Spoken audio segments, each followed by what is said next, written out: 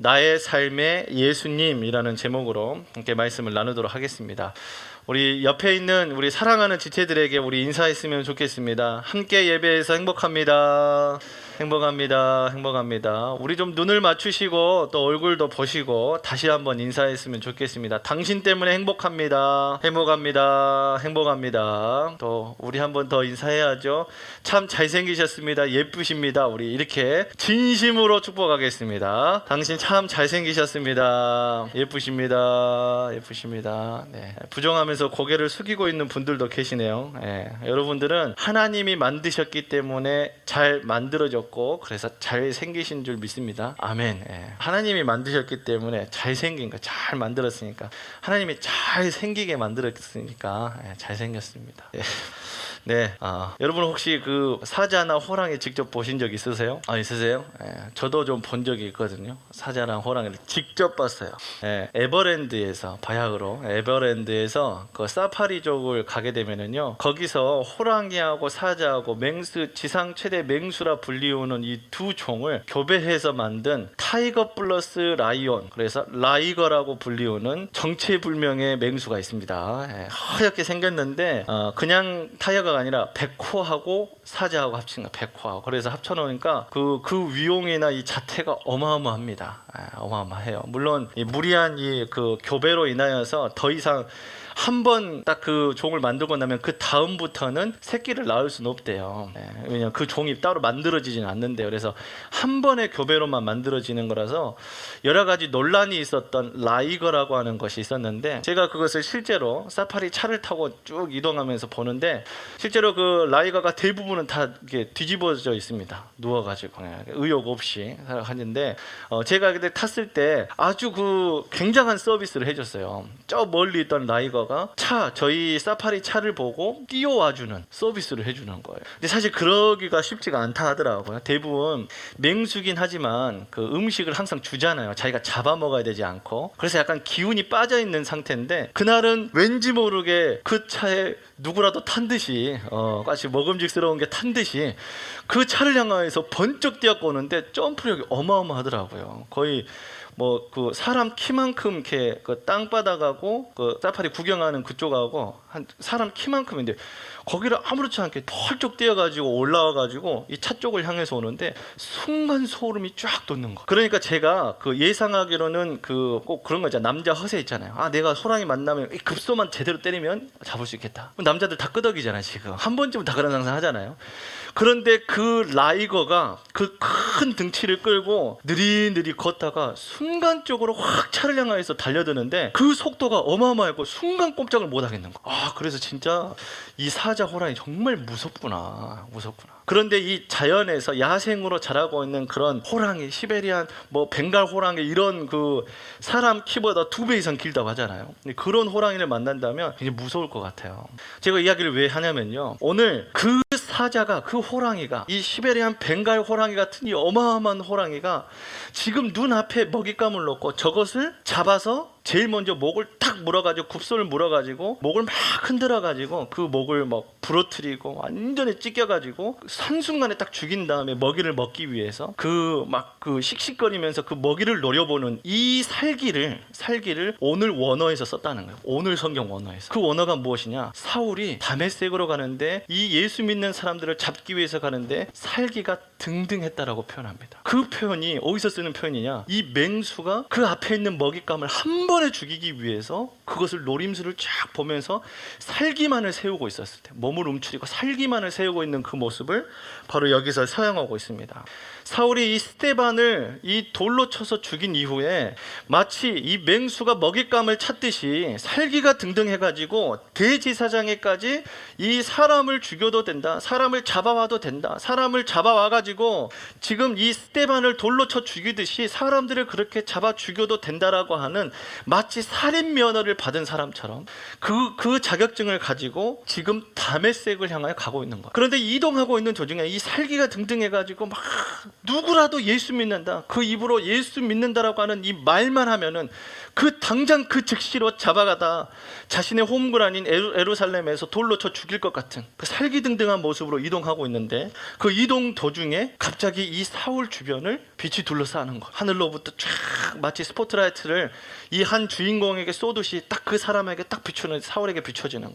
그러면서 주변 사람들은 우왕좌왕 뭔가 소리는 나는 것 같고 빛이 막 임하는데 보지는 못하고 소리 때문에, 큰 위험찬 소리 때문에 당황하고 있을 때 딱 사울에게만 명확하게 음성이 들립니다. 사울아 사울아 어찌하여 네가 나를 박해하느냐, 어찌하여 나를 핍박하느냐, 어찌하여 나를 이렇게 죽이려 드느냐. 주님, 당신은 누구십니까? 누구시기에 제가 당신을 박해한다고 하십니까? 네가 박해하는 예수다. 그러면서 그 예수님께서 그에게 말씀하시고 나서 그의 눈을 싹 가립니다. 그러면서 한 사람을 기다리게 해요. 직가라고 하는 곳에 가가지고 거기서 기다리고 있어라.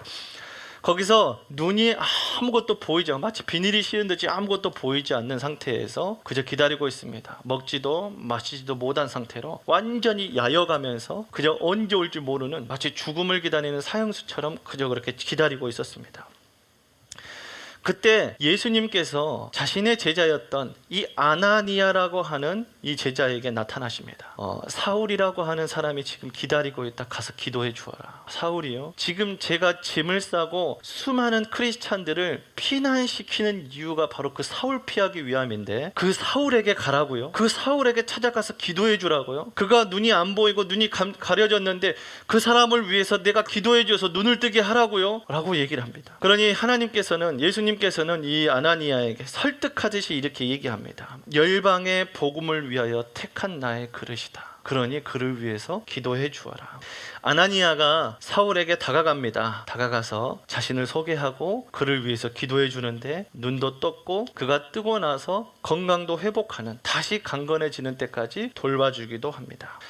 오늘 우리가 읽었던 이 본문의 내용을 잠깐 요약을 했는데요. 오늘 이 내용을 통하여서 나의 삶에 예수님을 대입해 볼 수 있는 세 가지 척도가 있습니다. 그 세 가지, 첫 번째가 예수님 없는 나의 삶이고, 두 번째가 예수님을 미워하는 나의 삶이고, 세 번째가 예수님을 닮은 나의 삶입니다. 먼저 첫 번째로 예수님 없는 나의 삶입니다. 여러분, 사울이 자신이 하는 행동이 잘못된 줄 알았을까요? 몰랐을까요? 모릅니다. 몰라요. 지금 자기가 하는 행동이 세상에서 가장 의롭고 심지어 하나님께서 가장 기뻐하는 일이라고 확신한 채 그가 일을 하고 있습니다. 예수님을 믿는 사람들을 잡아 죽이는 것이 하나님의 영광을 위한 일이라고 그는 생각하고 있습니다. 그렇기 때문에 그는 그 어느 누구보다 자신감을 가지고 그 사람들, 예수 믿는 사람들을 잡아다가 죽이는 것, 이것을 최고의 업적으로 알고 최선을 다해서 자신의 모든 것을 쏟아서 열심으로 일을 했습니다. 여러분, 생각 한번 해보세요. 모든 것을 다 뒤로 제쳐두고 그 일만 하는 거예요. 왜냐? 이게 하나님의 영광이라고 생각했기 때문에.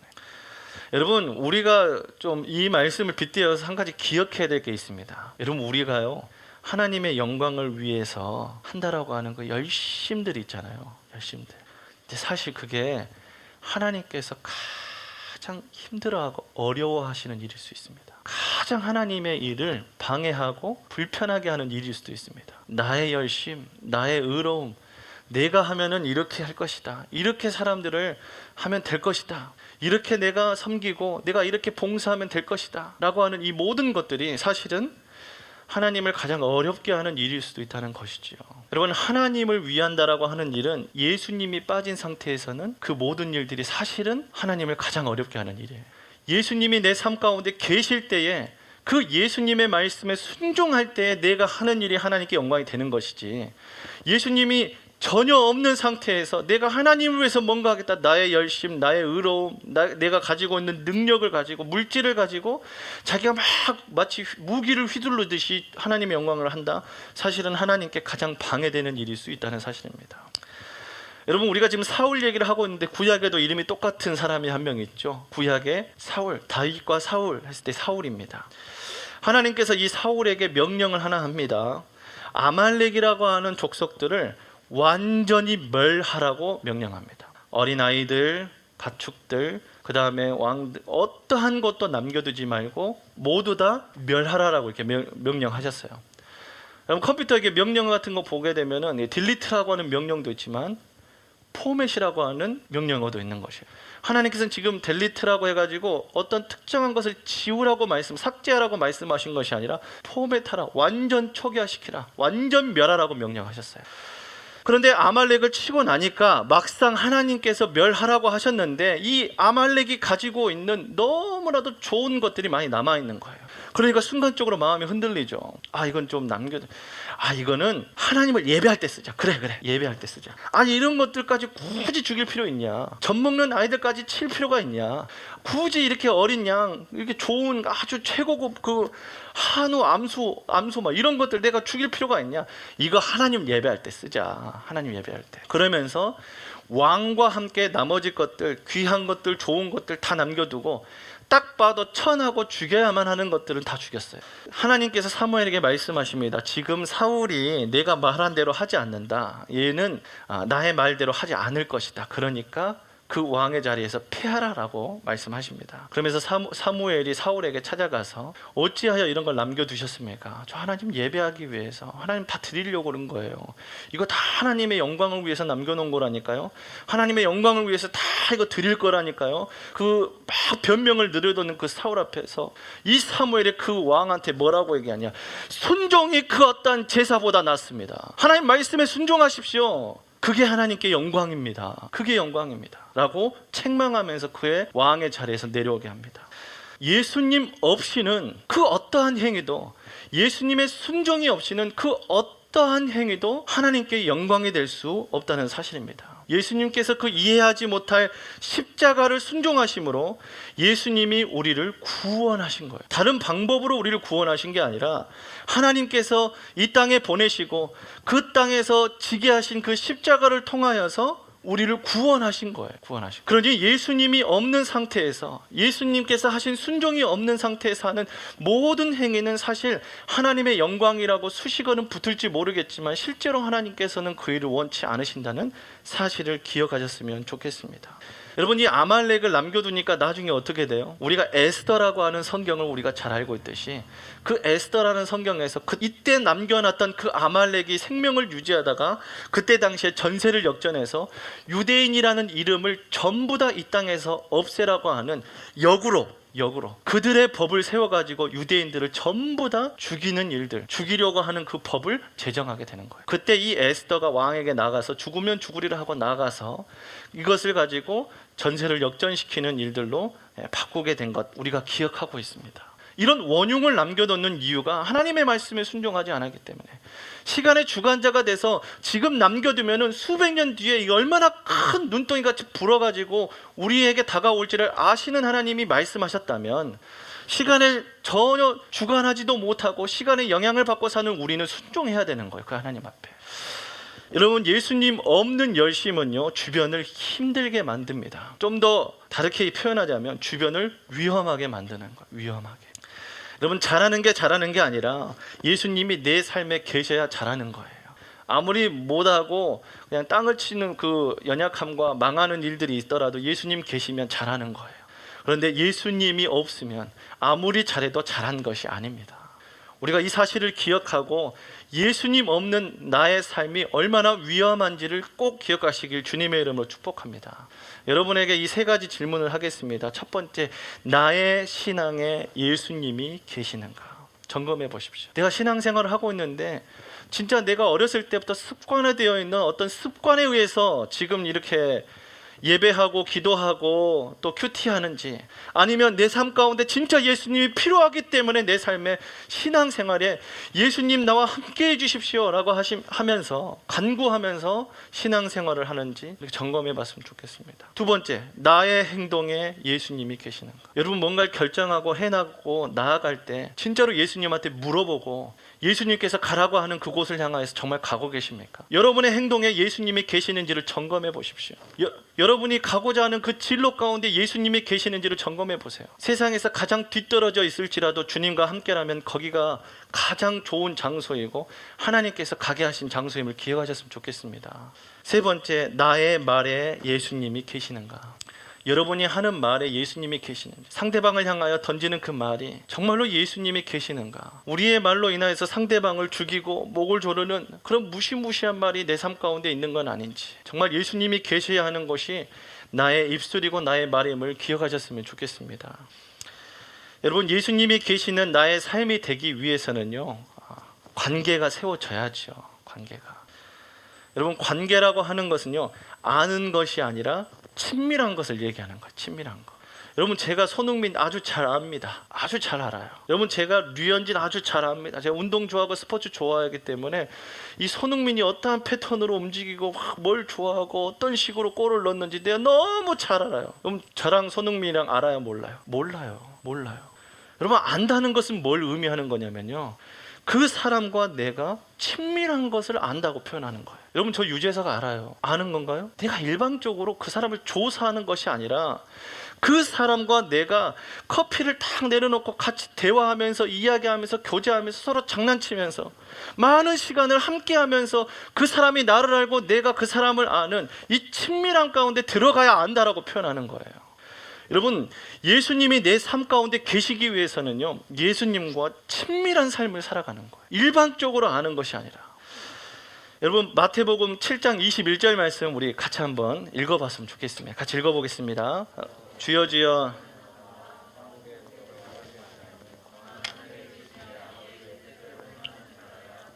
아멘. 아멘. 주여 주여 하는 자마다 다 천국에 가는 게 아니래요.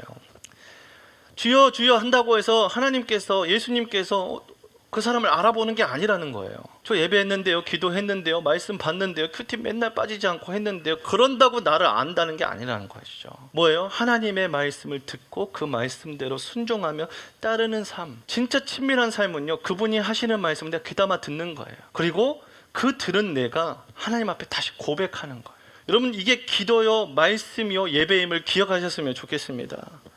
우리의 삶 가운데 이 말씀과 기도, 예배가 회복되시길 주님으로 축복합니다. 예수님이 계시다는 것은 그냥 강제로 앉혀놓는 걸 얘기하는 것이 아니라 친밀한 걸 얘기하는 거예요. 친밀한 걸. 여러분의 삶 가운데 예수님이 계시길 주님의 이름으로 간절히 축복합니다. 아멘. 두 번째, 예수님을 미워하는 나의 삶. 여러분, 사울이요, 누구를 핍박하냐면요, 성도들을 핍박합니다. 성도들에게 가서 성도들을 괴롭히고 성도들을 핍박하고 예수님 믿지 말라고 막 이렇게 괴롭힙니다. 고통스럽게 합니다. 심지어 죽이기도 합니다. 그런데 예수님께 사울에게 나타나서 뭐라 한 줄 아세요? 너 왜 우리 성도들 건드냐라고 하지 않고 왜 나를 핍박하느냐라고 말씀하세요. 이 말은 무슨 뜻인지 아세요? 왜 우리 성도들 건드냐? 어째 우리 지훈이 건드냐? 이게 이렇게 얘기한 게 아니라 왜 나를 핍박하느냐라고 얘기하시는 거예요. 예수님한테는요, 예수님을 믿고 따르는 자들이 곧 예수님 자신이라고 생각해요. 그러니까 사울이 그 사람들을 핍박하는데 그 사람들을 핍박한다라고 생각하지 않고 자신을 핍박한다라고 생각한 거예요. 이 말은 무슨 말이냐? 지금 성도나 동역자를 대하는 태도가 곧 예수님을 대하는 태도라는 거예요. 눈에 보이지 않는 그 예수님을 우리가 사랑합니다, 사랑합니다, 사랑합니다 하지만 예수님을 믿는 바로 옆에 있는 그 성도는 미워하는 거예요. 그러면 사랑하지 않는 거예요. 왜냐하면 그 예수님을 믿는 성도, 예수님을 믿는 동역자, 예수님을 믿는 나의 목원을 사랑하는 것이 예수님 사랑하는 것 때문에. 내가 그 성도를 핍박한다, 내가 그 목원을 핍박한다, 내가 어떤 그 동역자를 핍박한다, 그러면 예수님이 나타나서 우리에게 얘기하는 거예요. 왜 나를 핍박하느냐? 왜 나를? 그렇기 때문에 우리에게 점검이 돼야 될 부분이 있죠. 나의 공동체, 나의 동역자, 나의 목원들을 어떻게 대하고 있는가. 여러분, 이게 바로 예수님을 어떻게 대하고 있는가에 대한 우리의 이 수식 부호라는 사실이에요. 예수님을 대하는 것은 곧 성도를 대하는 거예요. 동역자를 대하는 것이 곧 예수님을 대하는 거예요. 하나님께서 나와 함께하게 하신 동역자, 나의 목원들을 대하는 것이 곧 예수님을 대하는 것이라는 사실입니다. 여러분, 이렇게 얘기해도 여러분 꼴보기 싫은 사람 계속 꼴보기 싫을 거죠? 그러죠? 마음에 안 드는 사람 계속 마음에 안 드실 거죠? 사울이 자신의 의가 충만해가지고 미워하는 게 맞다라고 생각해요. 마땅해. 저 상대방이 이렇게 행동하는 거 보니까 저 사람은 이렇게 취급해도 마땅해 하고 자기 의에 충만해가지고 그 성도들을 괴롭히다가 예수님께서 직접 나타나가지고 나 괴롭히지 말라고 하신 거예요. 나 핍박하지 말라고 하신 거예요. 여러분, 우리에게도 동일합니다. 다르지 않아요. 오늘 우리에게도 성도에게, 동역자에게, 나의 목원에게, 나의 목자에게, 하나님께서 함께 하신 동역자에게 어떻게 말했는가가 곧 하나님께 어떻게 예수님께 어떻게 말했느냐예요. 그 상대방을 미워했습니까? 예수님 미워한 거예요. 우리가 가진 의로 저 사람은 이런 미움을 받아도 마땅해. 왜냐? 다른 사람 다 그렇게 생각하니까 마땅하다라고 생각하는 거예요. 그렇지 않습니다. 예수님께서는 자신의 성도를 마치 자신이라고 생각하셨어요. 여러분, 이것을 연합이라고 하는데 그 연합으로 우리가 구원받으신 줄 믿으셨으면 좋겠습니다. 그분이 십자가에 달려 돌아가셨는데 그 십자가에 우리가 함께 연합함으로 우리가 죽지 않았음에도 불구하고 예수님이 죽으심으로 곧 내가 죽은 것으로 봐주시고 예수님이 그 능력으로 부활하셨는데 마치 내가 부활한 것처럼 인정해 주시는 연합이에요. 연합. 여러분, 성도를 어떻게 대하고 계십니까? 또 여러분의 동역자를 어떻게 대하고 계세요? 여러분, 함께 이 하나님께서 우리에게 묶어주신 그 동역자들, 목원들 어떻게 생각하고 계세요? 여러분, 답변하지 않아도 그것은 이미 여러분이 매일매일 삶을 통하여서 말하고 있고 대하고 있습니다. 그렇기 때문에 예수님을 진정으로 사랑하는 삶, 미워하지 않고 사랑하는 삶은 말 그대로 예수님 사랑한다라고 말만 하는 것이 아니라 실질적으로 예수님께서 세워주시고 보내주신 나의 동역자를 사랑하는 거예요. 섬기는 거예요. 배려하는 거예요. 양보하는 거예요. 기다려주는 거예요. 이러한 예수님을 향한 사랑이 회복되시길 주님의 이름으로 축복합니다. 축복합니다, 여러분. 여러분, 정말로 축복합니다. 하나님께서 우리 공동체 가운데 정말로 귀한 일들을 행하시기 전에 자꾸 제가 공동체에 대한 말씀을 여러분들에게 자꾸 전하게 되는 거예요. 왜냐하면 하나님께서는 함께 일하시길 원하시는데 그 안에서 사탄이 심어주는 그 아주 그 상대방을 미워하고 시기하게 하고 질투하게 만드는 그 어떤 그 사탄의 장난질에 마치 놀이터, 사탄이 마음껏 놀아날 수 있도록 놀이터가 되어주는 거예요. 우리 공동체가. 그러지 않았으면 좋겠습니다. 예수님을 사랑한다라고 고백한다면 하나님께서 내게 세워주시고 붙여주시고 또는 내게 맞지 않고 내 뜻대로 행하지 않고 나와는 성격도 성향도 다 다른 그 사람을 사랑하고 섬기고 양보하고 기다려주고 배려하는 것, 이것이 진짜 예수님 사랑임을 기억하셨으면 좋겠습니다. 마지막 세 번째로 예수님 닮은 나의 삶. 우리 따라할까요? 예수님 닮은 나의 삶. 첫 번째가 예수님 없는 나의 삶이었고 두 번째가 예수님을 미워하는 나의 삶이었다면 마지막 세 번째는 예수님을 닮은 나의 삶입니다. 아나니아가 등장합니다. 아나니아에게 예수님께서 나타나 말씀하시는 거예요. 지금 사울이라고 하는 자가 기다리고 있으니까 가서 기도해 주어라. 아나니아 입장에서는 지금 굉장히 불편한 요구를 하신 거예요. 지금 자기가, 이 아나니아라는 사람은 그 당시에 피난 가는데 요즘 말로 하면은 피난 대책위원회 위원장이에요. 전부 다 크리스찬 예수 믿는 사람 짐 싸게 해가지고 이동시키는 데 있어서 리더예요. 리더, 수장이에요. 이 수장에게 예수님이 나타나가지고 네가 피하려고 하는 그 사울을 위해서 기도해 주어라. 그가 눈을 감고 있고 보지 못하고 있는데 기도해 줌으로 눈을 뜨게 하고 그래 강건케 해 주어라. 여러분, 정말 생각보다 끔찍한 요구를 하신 거예요. 예수님께서. 솔직히 말해볼게요. 여러분, 지금 아나니아가 가서 기도해줘야 될 때가 아니라 아싸 가가지고 죽여버려야겠다. 저 사람만 없어지면 우리 전부 다 평안하게 살 수 있어. 저 사람 한 명 때문에 저 사람이 대제사장의 권한을 받아가지고 지금 우리를 해할 수 있는, 죽일 수 있는 권한을 가지고 왔기 때문에 저 사람만 없어지면은 우리 다 평안하게 살 수 있는 거예요. 민족의 영웅이 될 수 있는 기회입니다, 여러분. 가가지고 딱 눈 감고 아무것도 보지 못하고 그냥 막 떠듬떠듬 거리고 살고 있기 때문에 그냥 그 상태로 딱 죽이면은 그냥 영웅이 되는 거예요. 다르게 보면 자신의 동역자 친구를 죽인 자예요. 자식을 죽인 자예요. 철천지 원수고 지금 내가 죽여도 아무 문제가 없을 만한 당연한 복수에 가까운 그런 크리스찬의 공공의 적이 지금 눈을 못 보고 있다는 정보가 하나님을 통하여 왔어요. 그럼 가서 죽여버려야죠. 그런데 지금 이 아나니아가 그 이해할 수 없는 예수님의 말씀을 순종합니다. 가서 기도해 줍니다. 가서 기도해 줘. 얼마나 진짜 찝찝했을까. 가가지고 생각 한번 해보세요. 가가지고 기도해 줘야 되는데 아우 뭐 이러면서 눈 감고 있으니까 아우 기도합시다 뭐 이러면서 얼마나 그냥 진짜 이 사람 한 명 때문에 온 가족이 풍지박산나고 예수 믿는 사람 공동체가 다 흩어지고, 그렇게 해서 기도해 줌으로 그가 실제로 눈을 뜨게 되고 건강까지 회복해가지고 강건하여졌다라고 하는 것이 오늘 본문 말씀입니다. 여러분 혹시 손양원 목사님 혹시 아세요? 손양원 목사님 참 제가 존경하고 좋아하고 배울 것이 많은 분입니다. 잘 알다시피 그분의 아들 2명이 저로 따지자면 현이하고 민인데요. 그 현이하고 민이를 어떠한 그 공산주의에 완전히 사로잡힌 어떤 청년 한 명이 자신의 의로움으로 이 죽창이잖아요. 죽창 가지고 와가지고 사람들 보는 앞에서 딱 냇가 같은 데다 딱 세워놓고 이자를 죽이는 것이 마치 이 의로운 행동이라고 막 자신을 드러내면서 그 죽창으로 그 2명을 푹푹 찔러 죽여버린 거예요. 그의 아버지가 손양원 목사님이에요.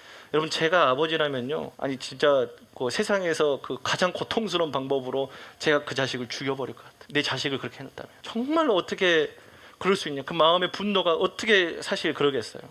그런데 이 손양원 목사님께서 그 당시에 그 사람을 죽였으니까 이 감옥에 가잖아요. 이 교도소장이 이 목사님 성도였어요.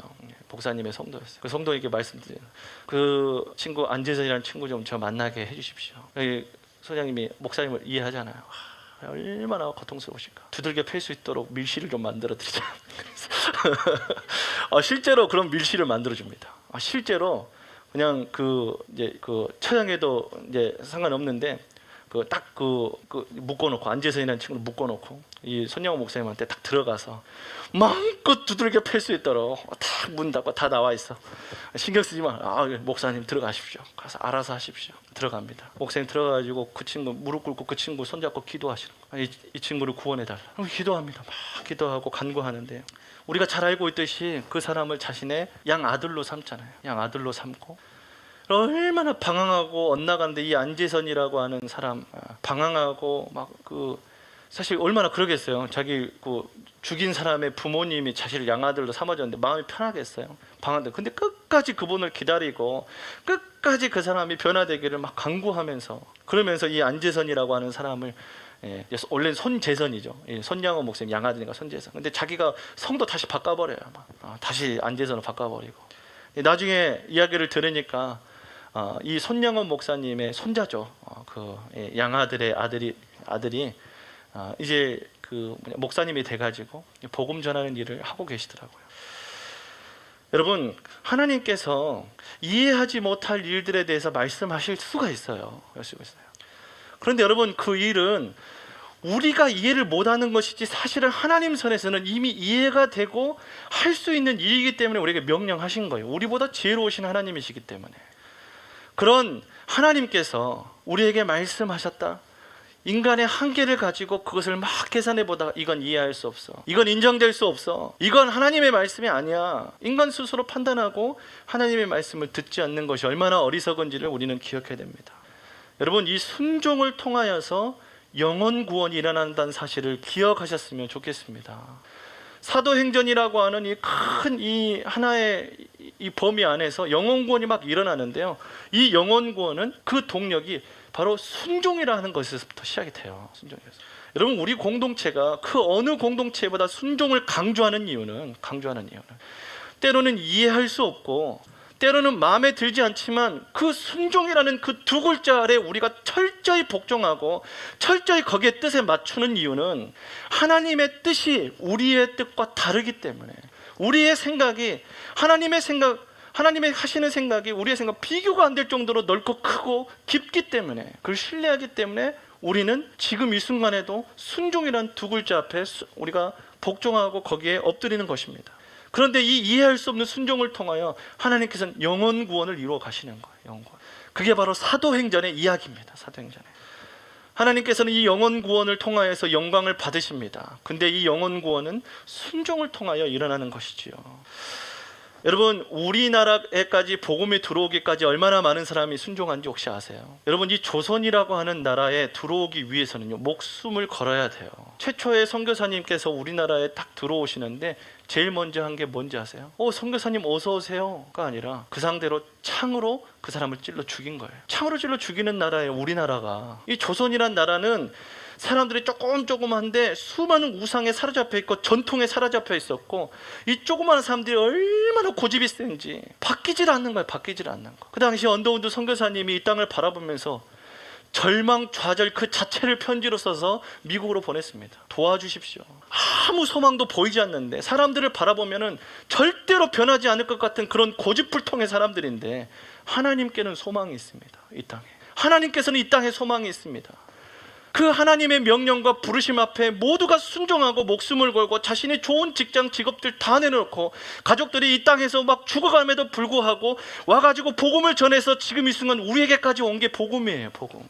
여러분, 목숨을 거는 이 순종을 통하여서 복음이 우리에게까지 전달됐다는 사실을 기억하셨으면 좋겠습니다. 오늘 우리에게 복음이 전달된 그 다음에 여기서 복음이 끝나는 걸까요? 내가 마지막 주자인가요? 아닙니다. 동일한 순종을 통하여 하나님께서는 그 영혼이 열방 끝까지 복음이 전파될 수 있도록 사용하신다는 사실을 기억하셨으면 좋겠습니다. 우리 공동체가 그 사명의 바통을 이어받고 사역을 이어가고 있는 새벽날개 공동체임을 기억하셨으면 좋겠습니다. 아멘이시죠? 아멘.